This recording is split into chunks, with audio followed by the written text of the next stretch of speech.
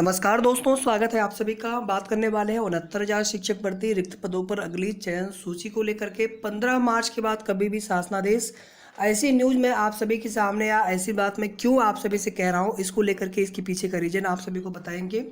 साथ ही साथ दोस्तों यहाँ पर 1133 सीटें जोड़ करके अगली चयन सूची यहाँ पर आ सकती है। ऐसा क्यों मैं कह रहा हूँ, इसके पीछे का रीजन भी आप सभी को बताए जाएंगे। साथ ही साथ दोस्तों कुछ आवश्यक सूचना आप सभी के लिए। आप सभी अभ्यर्थियों से निवेदन है, वीडियो को पूरा एंड तक जरूर देखिएगा और सभी लोग वीडियो को लाइक जरूर कर दिया करिए, सभी से निवेदन है। चलिए वीडियो को स्टार्ट करते हैं।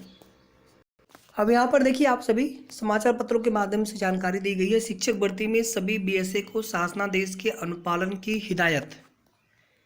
बेसिक शिक्षा परिषद के प्राथमिक स्कूलों की 69,000 शिक्षक भर्ती में अभिलेख विसंगति के शिकार अभ्यर्थियों को जल्द नियुक्ति पत्र दिया जाएगा, बशर्ते उनका गुणांक जिले के अंतिम चयनित से अधिक हो और उन्होंने जानबूझकर प्राप्तांक अधिक न भरा हो। यानी जिनकी यूनिवर्सिटी या विश्वविद्यालय कॉलेज से वहाँ पर बाद में स्क्रूटनी वगैरह पुनर्मूल्यांकन का रिजल्ट आने के पश्चात अंक बढ़ गए हों, वो अलग मुद्दा है। लेकिन जिन्होंने अपने से अंक बढ़ दिया हो ज़्यादा, तो उनके लिए यहाँ पर फिलहाल में राहत की बात नहीं है।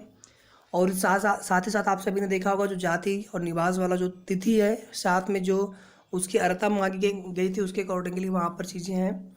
आगे देख लीजिए, यहाँ पर बेसिक शिक्षा विभाग की अपर मुख्य सचिव रेणुका कुमार ने इस संबंध में 5 मार्च को आदेश जारी किया था, जो जीओ आया था। अब उसका अनुपालन 15 मार्च तक करने के निर्देश बेसिक शिक्षा अधिकारियों को दे दिए गए हैं।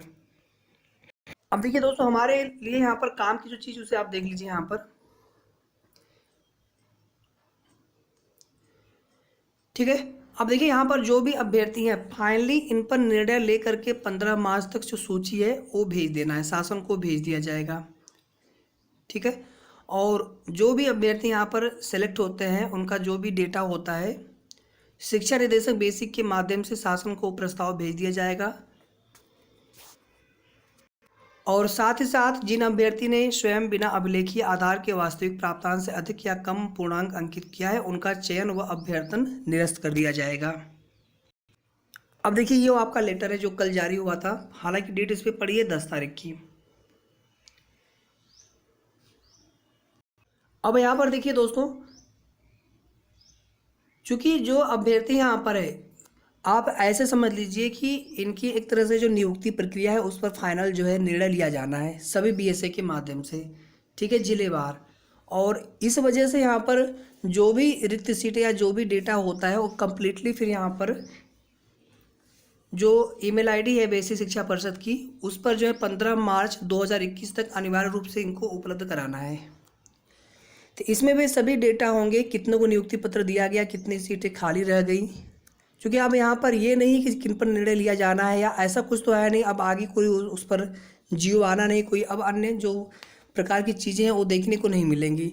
हालांकि आप देखेंगे, अगर त्रुटि संशोधन वाले जो अभ्यर्थी अभी भी लगातार उनकी तरफ से प्रयास जारी है, आप सभी देखते होंगे।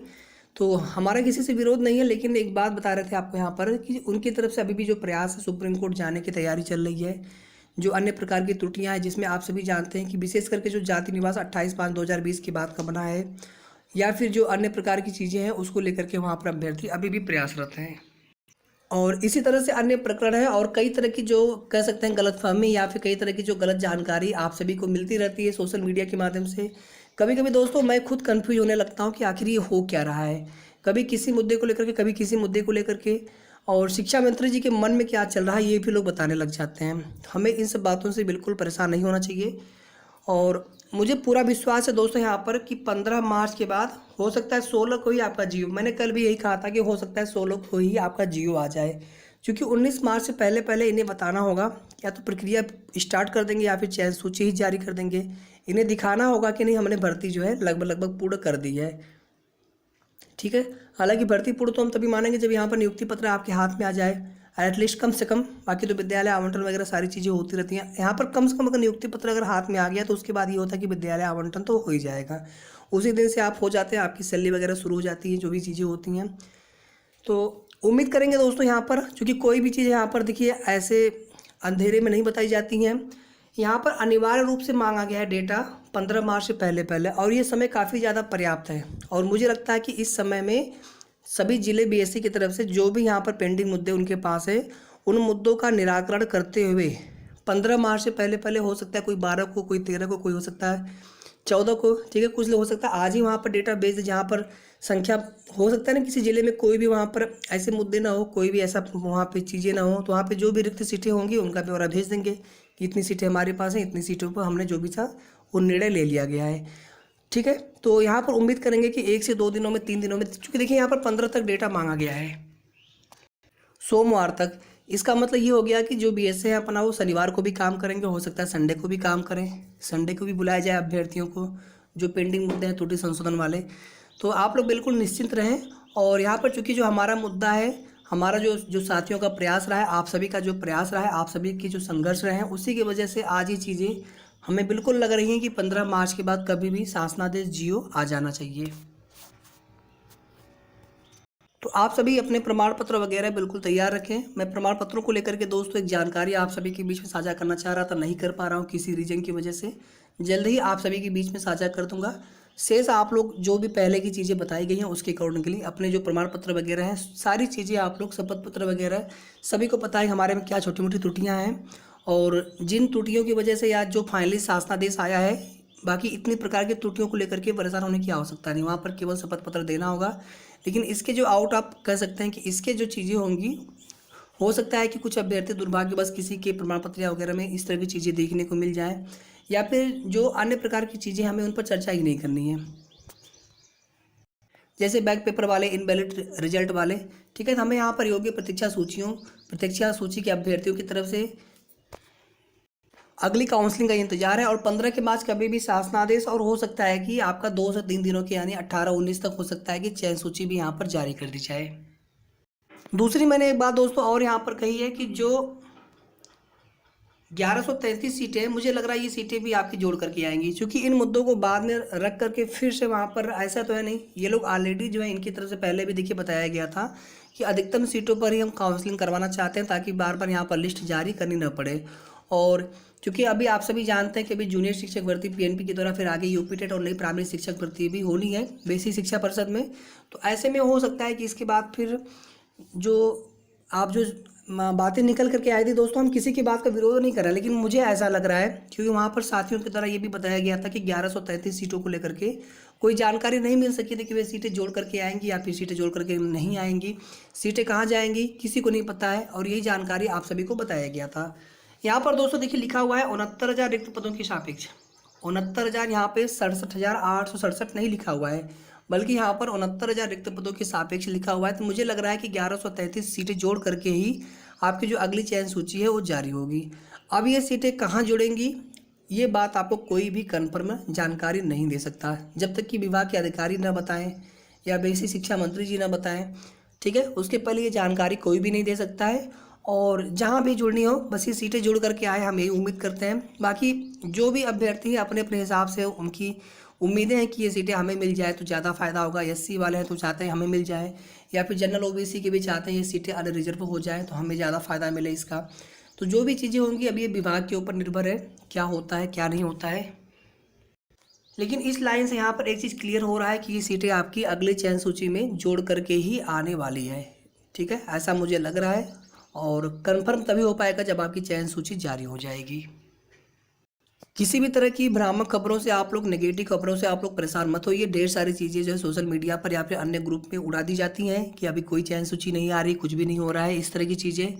एक बार जब पहले दोस्तों लिस्ट मांगा गया था तो मैंने उस समय, चूंकि उस समय चीज़ें अलग तरीके से थी, वहाँ पर भी निर्णय लिया जाना था त्रुटि संशोधन के मुद्दे पर। आप लोग इस चीज़ को समझने का प्रयास करिए।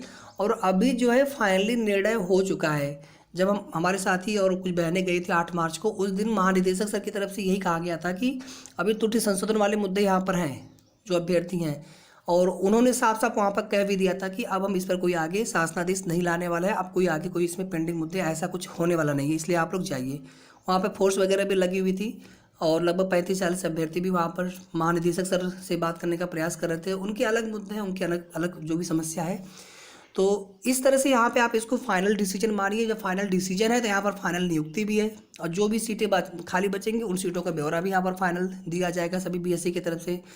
और पहले भी आप सभी को जानकारी दे दी गई थी कि रिक्त सीटों का ब्यौरा जो है मांग लिया गया है, ठीक है। तो ऐसे में ये जो यहाँ पर जो सीटें बचेंगी त्रुटि संशोधन मुद्दे की बात से, तो इन सीटों का ब्यौरा भी मुझे लग रहा है, क्योंकि बाकी सीटें तो ऑलरेडी महानिदेशक सर के पास हैं, जो अनुपस्थित वाले हैं या फिर जो अन्य वैलिड रीजन्स हैं। केवल और केवल यहाँ पर त्रुटि संशोधन वाली सीटों को लेकर के जो चीज़ें थी वो पेंडिंग या होल्ड करके चल रही थी, डिले हो रहा था हमारी अगली काउंसलिंग को लेकर के। लेकिन अब यहाँ पर लग रहा है कि सभी सीटें जो है 15 मार्च तक मिल जाएंगी, और उसके बाद मुझे लग रहा है 16 को ही शासनादेश आपका आ जाना चाहिए, 17 को आ जाए, 16 को आ जाए, ठीक है। और उसके 1 से 2 दिनों में एनआईसी, देखिए 1 दिन में सारा काम हो जाएगा, अगर वे करना चाहेंगे हो जाती हैं चीज़ें। तो इसलिए आप लोग मान करके चलिए कि 19 मार्च से पहले पहले जो हमारी वर्तमान माननीय मुख्यमंत्री श्री योगी आदित्यनाथ जी की सरकार है, हमें पूरी उम्मीद है, पूरी आशा है इनसे और बेसिक शिक्षा मंत्री जी से कि 19 मार्च से पहले पहले हम सभी अभ्यर्थियों की उम्मीदों के अनुरूप हमें 19 मार्च से पहले पहले अपनी चयन सूची भी देखने को मिल सकती है। और आचार संहिता लागू होने से पहले पहले यानी 25 मार्च, 24 मार्च, 26 मार्च से पहले पहले आप सभी के हाथ में नियुक्ति पत्र भी आ जाएंगे, अगर ऐसा हुआ, अगर 19 मार्च से पहले यहाँ पर अगर चयन सूची आ जाती है तो, ठीक है। क्योंकि अधिकतम 2 से 3 दिनों की काउंसलिंग चलेगी और नियुक्ति पत्र फिर आपको मिल जाएंगे, विद्यालय आवंटन वगैरह होते रहेंगे। तो एक बार फिर से दोस्तों आप सभी को हमारी तरफ से अग्रिम शुभकामनाएं। बस अधिकतम सीटों पर ये चयन सूची आए, अधिकतम अभ्यर्थियों का यहाँ पर चयन हो सके, इसी उम्मीद के साथ मिलते हैं नेक्स्ट वीडियो में कुछ आवश्यक महत्वपूर्ण सूचनाओं के साथ। तो आप सभी वीडियो को जरूर लाइक कर दिए, अगर ये सभी से निवेदन रहता है हर वीडियो के अंतर्गत। साथ ही साथ आप सभी हमारे चैनल से जरूर जुड़े रहें, जो मित्र अभी तक चैनल सब्सक्राइब न किया हो तो जरूर कर लीजिएगा। तो बहुत बहुत धन्यवाद आप सभी का।